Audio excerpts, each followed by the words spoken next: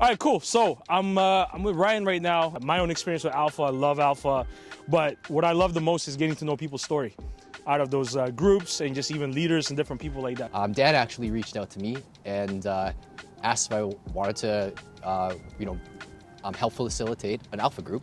Yeah. And conversations are my thing, people are my thing. And I thought it'd be a great way to not only get involved, but help with my own Christianity, have some open dialogue, and be with people who are kind of still on the journey like myself. I'm still, still going through it, even though I've been in the church 30 years, right? Still all my life, still going through my own journey and my own maturity, right? Because I think it's just different strokes for different folks. But that's the beautiful thing about it, is that we're all in the journey. Like, I learned a lot, and I think we both were like, man, it's crazy what it's doing to my faith. Yep. But also to seeing how these people are just navigating through what faith is and Jesus and Christianity, you know what I mean? So I think that's what's cool about it. So we're Alpha now, and we're just kind of navigating that. Like, where are you at today? Like, maybe talk about your group and how that experience has been, or anything like that, man. So first of all, you're with people who you have no idea where they're coming from, like you said, right? Yeah. No idea how far they are in their walk, and that makes me feel comfortable because I don't necessarily feel that confident with my walk either sometimes, right? And it's nice to kind of come to a group where we're all the same, and I'm not feeling like I have to. There's pressure for me to give this grain of wisdom. It's just us coming together, and to be honest. I said this a couple times when we've hung out after the Alpha, where it's I feel like I'm changing the most out of this whole group, and that's crazy. The funny thing is, I think a lot of us will go in, even as leaders of Alpha, go in and learn a lot, learn about people, or even learn about someone else's spiritual walk, which can kind of help tighten things up with your own spiritual walk. Right? One thing that's cool about Alpha is the videos, right? Like the videos. I know it's kind of corny talking about the videos, but the videos I expected focus on the family, let's flip here, and we have a video from 1995 that I'm gonna share, but it was cutting edge.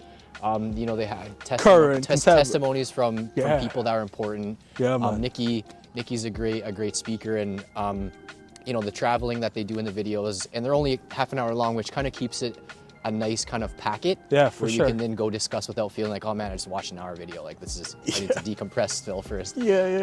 But they really do kind of help you with the conversation, and I just like the fact that they're not too preachy, for lack of a better word, right? But the greatest thing about Alpha is obviously the conversations that you can have with people, 100%. And we have people from the Philippines in our group, literally meeting when it's dark, here, and it's international.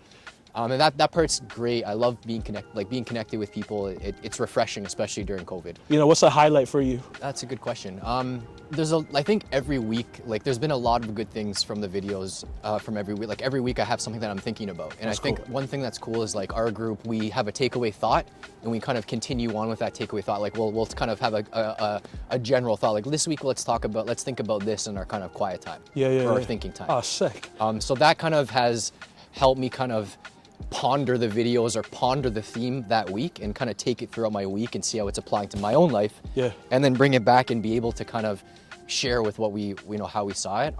But there's been a lot of stuff sharing with people, I think is very therapeutic for some people too. For sure. So a lot of people in our group share about what they've gone through. And what would you say to someone who's in the gap kind of thing right now between faith and where they're at, currently? One thing is just be open. One thing if I'd say, bring it back to that person who's kind of just visiting or doesn't know where they're at.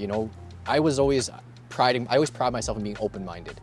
And I think people think Christians aren't open-minded, or that we're very open-minded when it comes to Christianity, but not when it comes to outside things, abortion or homosexuality. So I think those, if I was, Christians need to think about how they're being open-minded, without being,